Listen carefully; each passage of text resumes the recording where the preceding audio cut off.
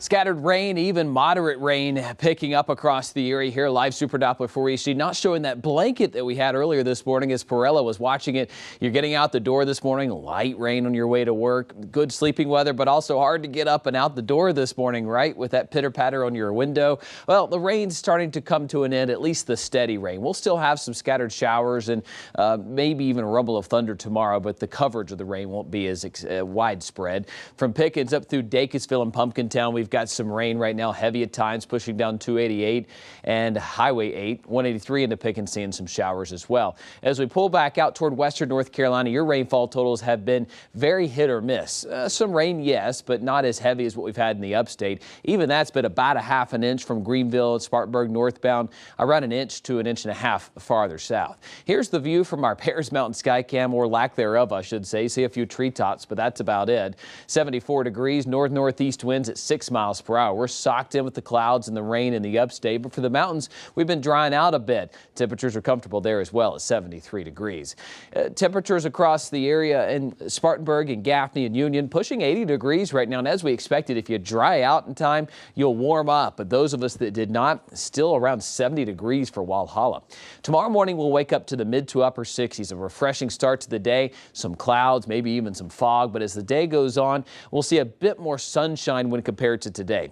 We'll give a slight nod to the clouds, more clouds than sun, but as we go throughout the day, a better chance to stay in dry. 20, 30, 40% chance of a shower, even a rumble of thunder, but I don't expect widespread impacts to your football games tomorrow night. So 82 a high in Anderson, 82 in Greenville, 82 for a high in Spartanburg, and 77 in Asheville.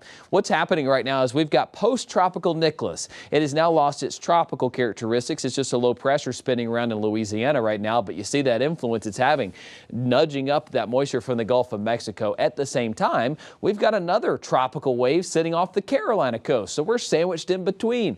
What that's doing is basically socking us in with the clouds and the moisture and not allowing it to leave.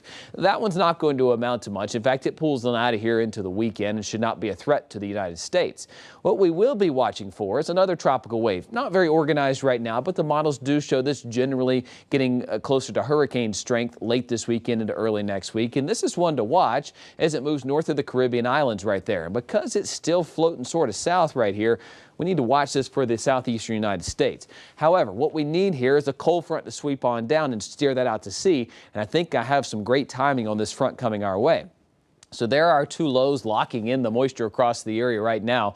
As we go into tomorrow morning, mostly cloudy skies, giving way to some scattered thunderstorms in the afternoon. Let me show you Saturday. As Saturday comes to us, the wind starts to pick up out of the east-northeast. So I do think we'll have more clouds and a better chance for some scattered downpours. It won't be a washout, but you can expect that again on Sunday as that east flow really ramps up, and we'll have cloudy skies with daytime thunderstorms and rain, even nighttime showers and thunderstorms possible with this pattern. This cold front comes through, sweeps all of this south of our area by Wednesday of next week. Cooler, drier air sweeps in, and oh, by the way, this cold front looks to provide a block from that tropical system moving toward the United States. The timing has to work out, though, and of course, we'll keep you posted on that. 4-day looks like this: a 40% chance of showers tomorrow, generally drier, 80 for a high, 84 on Saturday. Better rain chances this weekend, but again, not a complete washout. You'll find some dry time outdoors, and then going into early next week, we still have high rain chances through Wednesday. Western North Carolina, high rain chances through Wednesday, then drying out and cooling down.